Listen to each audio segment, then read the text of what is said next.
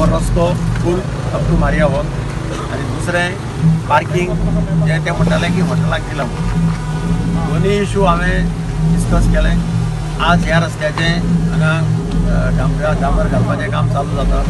हें हांगा जातकीर एक 4 दिसां भितर 5 दिसां भितर हॉटमिक्स प्लांट स्टार्ट जातकीर हॉटमिक्स काम चालू जातलें.